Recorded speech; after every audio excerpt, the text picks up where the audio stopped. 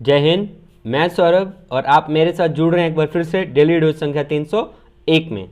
ध्यान देंगे कि हम जो करंट के प्रश्न बनाते हैं उसके एक्सप्लेनेशन को, उसके स्टैटिक्स रिलेटेड जो आपके एग्जाम ओरिएंटेड प्रश्न बनते हैं, हम उनको आपके करंट और स्टैटिक्स को जोड़ करके उसका डिटेल एक्सप्लेनेशन देने का प्रयास करते हैं, जो कि स्टैटिक आपके एग्जाम में लगभग पूछे जाने की संभावना बनती है, क्योंकि स्टैटिक का प्रश्न जहां से करंट शुरू होता है वहीं से बनाए जाने की संभावना बनती है। तो आप इसके स्टैटिक के प्रश्न को और करंट के प्रश्न को लगातार ध्यान देते रहें। बढ़ते अपने पहले प्रश्न की तरफ। किस प्रदेश में कोरोना मरीजों के मौत पर उनके परिजन को आर्थिक मदद मिलेगा? उत्तर है पुदुचेरी। अब ध्यान देंगे आप कि जो पुदुचेरी है उसका गठन कब हुआ था। पुदुचेरी का गठन हुआ था 1 नवंबर 1954 को, और उपराज्यपाल कौन है?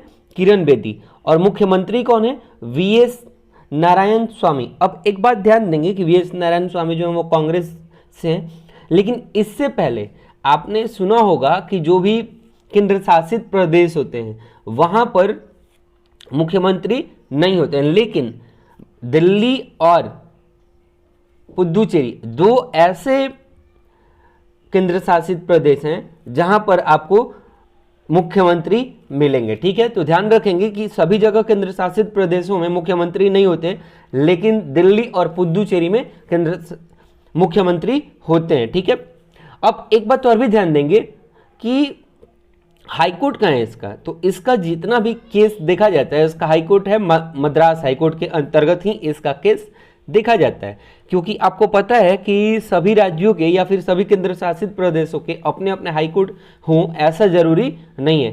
टोटल देश में अभी हाईकोर्ट की संख्या है 25। ठीक है, अब ध्यान देंगे कि ये जो पुदुचेरी है ये बंगाल की खाड़ी में स्थित है, और पुदुचेरी टोटल 4 जिले हैं इसके अंतर्गत। कौन कौन? तो पुदुचेरी शहर, कराईकल। ठीक है, कराईकल का है तमिलनाडु से घिरा हुआ क्षेत्र है कराईकल। इसके बाद एक है यनम। यनम का है बंगाल की खाड़ी में आंध्र प्रदेश के समीप। ठीक है, यानी नीचे वाले हिस्से में चले जाएं तो। और इसके बाद देखें तो माहे। माहे कहाँ है? केरल के समीप है, अरब सागर में। यही 4 जिले किसके हैं? किसके हैं? पुदुचेरी के। कभी कभी ये प्रश्न पूछ लेता है, जिले को अरेंजमेंट करने के लिए दे देता है। ठीक, तो आप इसे ध्यान में रखेंगे। एक बात और भी ध्यान देंगे कि ये पुदुचेरी जो है वो किसके समीप है? ठीक, तो एक ओरोविले बीच है, उसी के समीप कौन है? पुदुचेरी है। ठीक, अब अगले प्रश्न संख्या 2 की तरफ बढ़ते हैं। आईपीएल 2000 का आयोजन यूएई में यानी यूनाइटेड अरब अमीरात में कब से किया जाएगा? उत्तर है 19 सितंबर से। अब आपको अगर ध्यान होगा, अगर आप डेली डोज रेगुलर देख रहे होंगे, तो हमने डेली डोज संख्या 294 के प्रश्न संख्या 16 में इस चीजों को इन डिटेल आपको बताने का प्रयास किया है। ठीक, और मैं यही कहूंगा कि आप जाकर के वहां से इस चीज को इन डिटेल देखने का प्रयास करें, ताकि आईपीएल से संबंधित और यूएई से संबंधित जो भी प्रश्न बनने वाले हैं उन सभी का एक अच्छा एक्सप्लेनेशन आपको वहां से मिल जाएगा। डेली डोज के प्रश्नों में देखिए हम दोबारा एक्सप्लेनेशन इसलिए नहीं दे पाते क्योंकि उसके लेंथ बढ़ जाते हैं और फिर आपके लिए देखना संभव नहीं हो पाता है। बढ़ते अपने तीसरे प्रश्न की तरफ। वर्तमान में आईपीएल के चेयरमैन कौन है? उत्तर है ब्रिजेश पटेल। अब आईपीएल से संबंधित बात आपको मैंने कहां बताया देखने के लिए? डेली डोज संख्या 294 के प्रश्न संख्या 16 में। बढ़ते अपने चौथे प्रश्न की तरफ। कारगिल विजय दिवस किस तिथि को मनाया जाता है? उत्तर है 26 जुलाई। अब ध्यान देंगे कि हुआ क्या कि 1999 में, ठीक है, भारत और पाकिस्तान के सेना के बीच युद्ध हुआ। ठीक है, और ये युद्ध लगभग 60 दिनों तक चला, जो कि शुरू हुआ था कब? 26 जुलाई को, और खत्म भी कब हुआ? 26 जुलाई को। ठीक, तो इस युद्ध में भारत की विजय भी हुई थी, और कारगिल युद्ध में जितने भी भारतीय जवान शहीद हुए उनको सम्मान देने के लिए, उनको याद करने के लिए कारगिल विजय दिवस मनाया जाता है। कब? 26 जुलाई को। ठीक है, तो उम्मीद करते हैं कि इतना बात आपको समझ में आ गया होगा। बढ़ते अपने 5वें प्रश्न की तरफ। किस देश की सरकारी परमाणु संस्थान है? उत्तर है चीन। अब चीन से संबंधित कुछ फैक्ट्स हम जानने का प्रयास करते हैं। जैसे चीन कहाँ स्थित है? तो यह एक पूर्व एशिया में स्थित देश है। कहाँ? जैसे एशिया महादेश के अंतर्गत ये पूर्व एशिया में स्थित एक देश है। उसके अलावा यह विश्व का क्षेत्रफल में चौथा सबसे बड़ा देश है, जबकि जनसंख्या में पहला सबसे बड़ा देश है। ठीक है, एक बात और भी ध्यान देंगे कि जैसे सर्वाधिक सीमाओं से लगने वाला देश, जैसे भारत 4-5 देशों से लगता है, ठीक उसी तरीके से चाइना और रूस दो ऐसे देश हैं जिनसे सर्वाधिक देशों की सीमा लगती है। ठीक है, और कुल कितनी देश लगते हैं इसकी सीमाओं से, तो कुल 14 देश लगते हैं। तो एक स्टैटिक का प्रश्न बन सकता है कि उस देश का नाम बताइए जो कि सर्वाधिक देशों के सीमाओं के साथ लगता हो, तो आंसर रूस भी हो सकता है और चाइना भी हो सकता है। एक बात और भी ध्यान देंगे, चाइना का सबसे बड़ा शहर शंघाई, और वहां पे कैसी सरकार है, जैसे हमारे यहाँ लोकतंत्र सरकार है, ठीक, तो वहां पर कैसी सरकार है, वहां पर समाजवादी गणराज्य सरकार है। ठीक है, एक बात और भी ध्यान देंगे कि चीन जो है दुनिया की दूसरी सबसे बड़ी अर्थव्यवस्था है। ठीक है, एक बात और भी ध्यान देंगे कि चाइना के राष्ट्रपति कौन है, शी जिनपिंग, प्रधानमंत्री कौन है, ली कपियांग, और मुद्रा क्या चलता है वहां पर, तो मैंने पहले भी आपको बताया था रेन मिनबी, या फिर कहीं कहीं युवान भी लिखा हुआ मिलता है, वो भी सही है। बढ़ते हैं अपने अगले प्रश्न संख्या 6 की तरफ। ब्रिक्स सीसीआई के मानद सलाहकार के रूप में किसे नियुक्त किया गया, उत्तर है साहिल सेठ। अब एक बात आप ध्यान देंगे कि इस प्रश्न को भी हमने पिछले डेली वीडियो संख्या 300 के प्रश्न संख्या 7 में, ठीक है, और डेली वीडियो संख्या 299 के क्वेश्चन नंबर 5 में, यानी 2 जगह पर हमने ब्रिक्स सीसीआई के बारे में इन डिटेल आपको बताया है। ठीक है, और उस चीज को दोबारा बताने फिर से आपका 3 से 4 मिनट जाएगा, जिसकी वजह से वीडियो का लेंथ बड़ा होता जाएगा। तो आप वहां से इस चीज को जाकर के देख लें, पीछे वीडियोस प्लेलिस्ट में पड़े हुए हैं।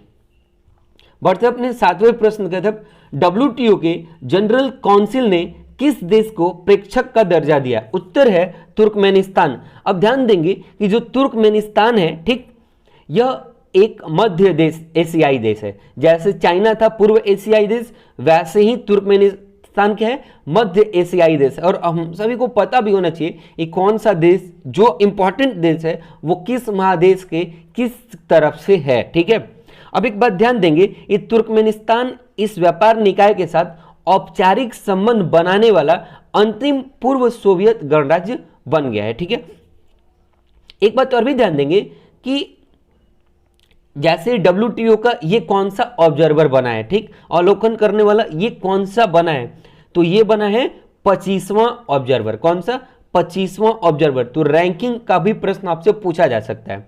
ठीक, अब देखिए हम WTO की बात करते हैं। WTO का फुल फॉर्म क्या होगा, वर्ल्ड ट्रेड ऑर्गेनाइजेशन।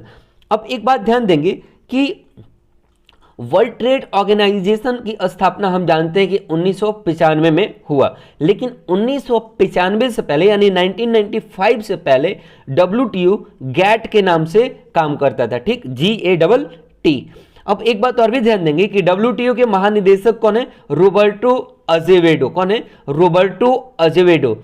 और तुर्कमेनिस्तान के राष्ट्रपति कौन है, गुरबागुली बेदिर मोहम्मद देव। कौन है, गुरबागुली बेदिर मोहम्मद देव। और वहां की मुद्रा क्या है, तुर्कमेन मनात। क्या है, तुर्कमेन मनात।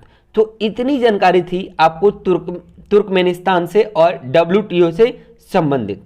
बढ़ते अपने अगले प्रश्न संख्या 8 की तरफ। भारत ने किस देश के साथ मछली प्रसंस्करण हेतु समझौता किया है, उत्तर है मालदीव। अब ध्यान देंगे यहाँ पे कि मालदीव द्वीप समूह जो है वो आधिकारिक तौर पर मालदीव गणराज्य हिंद महासागर में स्थित एक द्वीप देश है। कैसा देश है, द्वीपीय देश है। ठीक, मालदीव की राजधानी कहाँ है, माले।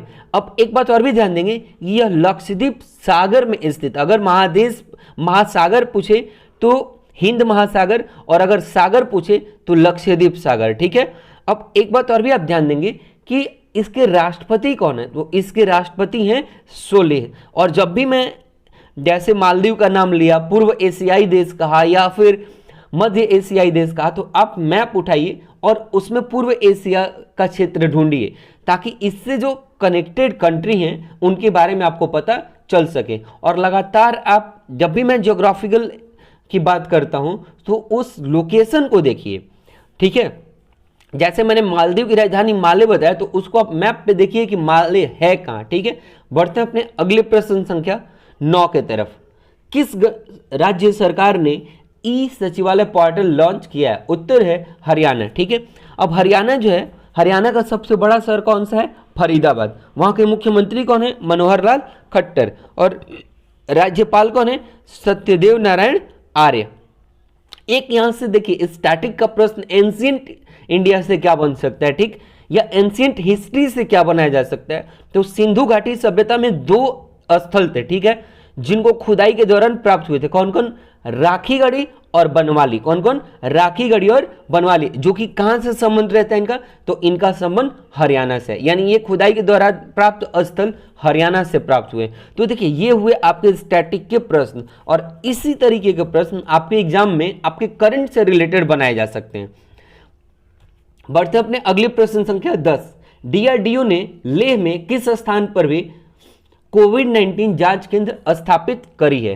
तो एक बात अब यहां से ध्यान देंगे कि जो डीआरडीओ है, ठीक, डीआरडीओ जो है उसको मैंने डेली डोज संख्या 298 के प्रश्न संख्या 2 में इन डिटेल आपको बताया है। ठीक है, तो आप इस चीज को ध्यान में रखेंगे। ठीक है, और रही बात यहां से कि इसका आंसर है दिहार। ठीक, तो दिहार को लिखेंगे DIHAR। अब ध्यान देंगे यहाँ पे कि defence institute of high altitude research. ठीक है, क्या होगा? Defence institute of high altitude research. तो हम दिहार के बारे में चर्चा करेंगे। अब इसके बाद ध्यान देंगे कि यह लद्दाख में कोविड-19 के मामलों की पहचान और परीक्षण के लिए बना है। कौन? दिहार। ठीक है, अब एक बात और भी ध्यान देंगे कि दिहार जो है वो डीआरडीओ की एक जीवन विज्ञान प्रयोगशाला है। एक प्रश्न यहां से बनाया जा सकता है कि दिहार डीआरडीओ का कैसा प्रयोगशाला है? तो यह है जीवन विज्ञान प्रयोगशाला। अब डीआरडीओ के अध्यक्ष का नाम मैं आपको बता देता हूं, ठीक, कि डीआरडीओ के अध्यक्ष हैं जी सतीश रेड्डी, और उसका आदर्श वाक्य क्या है? बलस्य मूलम विज्ञानम। ठीक है, यहां पर बात हो रही थी लद्दाख की, तो लद्दाख के उपराज्यपाल कौन है? आर.के. माथुर। आपने कुछ दिन पहले सुना होगा कि जम्मू कश्मीर का विवाद खत्म करके उसे 2 केंद्र शासित प्रदेश में बांट दिया गया, और आपको पता है कि केंद्र शासित प्रदेश का जो प्रशासन है, ठीक है, जैसे राज्यों में मुख्यमंत्री काम करते हैं वैसे वहां लेफ्टिनेंट गवर्नर यानी उपराज्यपाल चुने जाते हैं। तो लद्दाख के कौन है? आर.के. माथुर। और जम्मू के कौन है? जगदीश चंद्र मुर्मू। ठीक है, और इस तरीके से आप डीआरडीओ जाके पिछले डेली संख्या 298 के प्रश्न संख्या 2 से देख लेंगे। बढ़ते अपने अगले प्रश्न संख्या 11 की तरफ। किसने भारत का पहला ऑर्बिट स्पेस निगरानी एवं ट्रैकिंग सिस्टम विकसित किया है? उत्तर है दिगंतरा रिसर्च एंड टेक्नोलॉजी। बढ़ते अपने 12वें प्रश्न संख्या 12 की तरफ। अंतर्राष्ट्रीय ओलंपिक समिति के नॉन नियुक्त उपाध्यक्ष कौन है?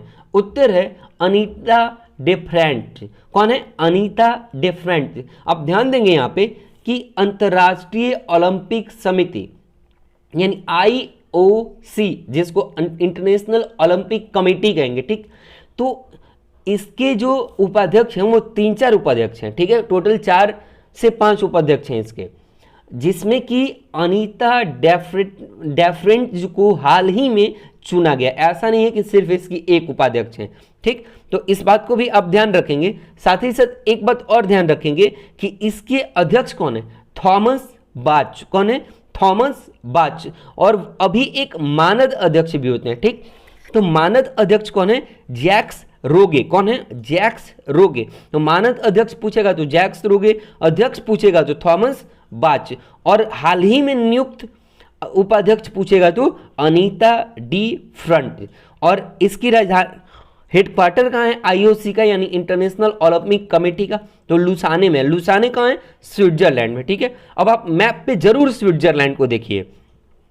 एक बात और भी ध्यान देंगे कि IOC यानी इंटरनेशनल ओलंपिक कमेटी की स्थापना पियरे डे क्वेर्टिन ने 23 जून 1894 को किया। ठीक है, एवं डेमेत्रिस विक्लेस इसके पहले अध्यक्ष बने। तो पहले अध्यक्ष पूछेगा तो डेमेत्रिस विकेल्स, और अगर पूछेगा इसके संस्थापक या फिर स्थापना किसने करी तो पियरे डे क्वेर्टिन ने। ठीक है, बढ़ते अपने अगले प्रश्न संख्या 13 की तरफ। चीन के मंगल मिशन क्रियान्वयन प्रथम का क्या अर्थ है? इस प्रश्न को मैंने इन डिटेल डेली डोज संख्या 299 के प्रश्न संख्या 13 में ही इन डिटेल बताया हुआ है कि क्रियान्वयन 1 है क्या, इसके मिशन ये बनाया क्यों गया है, ठीक है, और चाइना ने इसको कहाँ के स्पेस से लॉन्च करा है, उस स्पेस का नाम क्या है, ठीक, और इसका मीनिंग क्या होता है? तो इसका मीनिंग होता है क्वेश्चन टू हेवन, यानी स्वर्ग से प्रश्न, ठीक है।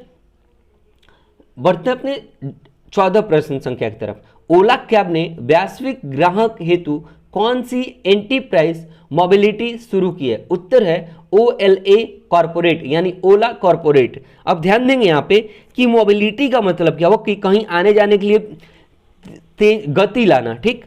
तो भारत के मोबिलिटी प्लेटफॉर्म ओला ने वैश्विक बाजारों में अपने उद्यम मोबिलिटी यानी अपने कारोबार में तेजी लाने के लिए, ठीक, उद्यम मोबिलिटी समाधान ओला कॉर्पोरेट की शुरुआत करी है। और ये कहाँ कहाँ करा है भारत को छोड़कर अन्य देशों में?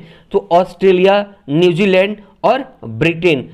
तो यहाँ पे जितने भी उसके कस्टमर्स होंगे, ठीक, वहाँ काम करने के लिए प्रतिबद्ध होगा और लगभग 10,000 कितने 10,000 ग्राहकों को ये सर्विस वहाँ पर देगा। अब एक बात और भी ध्यान देंगे कि यह सबसे पहले कहाँ आया? भारत में, क्योंकि भारत का है, ठीक। और अभी अभी हमने बताया कि जहां पर 10,000 कॉर्पोरेट उपयोग को आकर्षित किया। अब ओला से संबंधित 2 प्रश्न और भी बन सकते हैं। इसका हेडक्वार्टर कहाँ है? बैंगलोर में। और इसके CEO कौन है? भावना अग्रवाल है। कौन है? भावना अग्रवाल। CEO बोले तो चीफ एग्जीक्यूटिव ऑफिसर, ठीक है। बढ़ते अपने अगले प्रश्न संख्या 15 की तरफ। LIC ने अपना पॉलिसी वितरण हेतु किस बैंक से समझौता किया है? उत्तर है यूनियन बैंक ऑफ इंडिया। अब ध्यान देंगे, पहले बात आई है LIC की, तो LIC का फुल फॉर्म है life insurance corporation of India. अब एक बात और भी ध्यान देंगे कि LIC की स्थापना कब हुई थी? तो 1 सितंबर 1956। जैसे ही ये तारीख आपके दिमाग में है, एक बात आप लिंक कीजिए पंचवर्षीय योजना को। कब से कब था पहली पंचवर्षीय योजना? 51 से 56, यानी कि पहले पंचवर्षीय योजना के दौरान ही LIC की स्थापना की जा चुकी थी। और यहीं पर आप जाएंगे प्लेलिस्ट में तो आपको इकोनॉमिक्स का वीडियो मिलेगा, ठीक, जिसमें मैंने पंचवर्षीय योजना को भी पढ़ा रखा है। और हम कोई भी टॉपिक उसको शुरू से पढ़ाने का प्रयास करते हैं, चैप्टर वाइज हम उस चीज़ को पढ़ाते हैं, बीच से कहीं भी कुछ उठा करके वीडियो नहीं बनाते हैं, क्योंकि जो न्यू कमर है या फिर जो रेगुलर देखने वाले हैं वो आसानी से किसी भी चैप्टर पे अपना पकड़ बना सकें। तो आप वहां से जाकर इकोनॉमिक्स की वीडियो देख सकते हैं, जहां पर इन्फ्लेशन पड़ा हुआ है, पंचवर्षीय योजना पड़ा हुआ है, ठीक, तो आपके लिए बेनिफिशियल जरूर साबित होगा। अब इसके अध्यक्ष कौन है? MR कुमार। हेडक्वार्टर का LIC का मुंबई में, ठीक है। अब बात करते हैं, एक बात और ध्यान देंगे कि LIC और यूनियन बैंक ऑफ इंडिया ने कॉर्पोरेट बैंक और आंध्रा बैंक के साथ हुए विलय के बाद, यानी कॉर्पोरेट बैंक और आंध्रा बैंक का क्या हुआ? आपस में विलय हुआ, ठीक। विलय के साथ हुए अपने विलय के बाद LIC पॉलिसी को वितरित करने के लिए कॉर्पोरेट एजेंसी समझौते की घोषणा करी है। अब जब बात यहाँ पे यूनियन बैंक ऑफ इंडिया की आई है तो जान लेते हैं कि इसके MD और CEO कौन है। तो इसके MD और CEO हैं राज किरण राय जी, ठीक है। कौन है? राज किरण राज जी, ठीक। बढ़ते हैं, अब इसका हेडक्वार्टर कहाँ है? तो इसका हेडक्वार्टर है मुंबई में। और टैगलाइन क्या है? क्योंकि हर एक बैंक का अपना एक टैगलाइन होता है, तो इसका टैगलाइन है good people to bank with. क्या है? Good people to bank with. अगला प्रश्न संख्या 16 की तरफ बढ़ते हैं। किस बैंक ने वित्तीय स्थिरता रिपोर्ट का 21वां अंक जारी किया है? ठीक, उत्तर होगा रिजर्व बैंक ऑफ इंडिया। क्या होगा? Reserve bank of India. बढ़ते अपने, अब रिजर्व बैंक ऑफ इंडिया की स्थापना कब हुई थी? तो मुझे उम्मीद है कि सबको पता होगा कि 1935 में इसकी स्थापना करी गई थी। ठीक है, बढ़ते अपने 17वें प्रश्न की तरफ। किस पहले भारतीय बंदरगाह ने विज्ञान आधारित पहल पर हस्ताक्षर किया? उत्तर है अडानी पोर्ट। अब एक बात ध्यान देंगे आप कि अडानी पोर्ट ने ये काम करा है। ठीक, तो Adani port and special economic zone limited की सीईओ कौन है? ठीक, ये प्रश्न बनाया जा सकता है क्योंकि सीईओ से रिलेटेड प्रश्न हमको अक्सर मिलते हैं। तो इसके सीईओ हैं करण अडानी। कौन है? करण अडानी। बढ़ते अपने अगले प्रश्न संख्या 18 की तरफ। किस देश ने MGTD-20 गैस टरबाइन का सफल उड़ान परीक्षण किया है? उत्तर है रूस। ठीक है, और हमने पिछले रोज आपसे एक प्रश्न पूछा था कि किस अनुच्छेद के तहत राष्ट्रपति शपथ ग्रहण करते हैं? उत्तर बहुत लोगों ने दिया था और इससे हम बहुत खुश भी हुए और इंस्पायर भी हुए। ठीक, इसका उत्तर आपने बताया था अनुच्छेद 60, और कुछ लोगों ने तो इन डिटेल लिखा भी था। तो मैं आप सभी से आग्रह करता हूं कि आप सभी भी इन डिटेल लिखिए। आज का प्रश्न है, नेपाल हिमालय किन दो नदियों के बीच स्थित है? तो नेपाल हिमालय से संबंधित आपके पास जितने फैक्ट्स हैं उन सभी फैक्ट्स को लिख डालिए, उन सभी फैक्ट्स को पढ़ डालिए। ठीक है, और कमेंट में जरूर जवाब लिखिए। मिलते हैं अगले वीडियो के साथ, तब तक घर में रहिए, सुरक्षित रहिए। जय हिंद।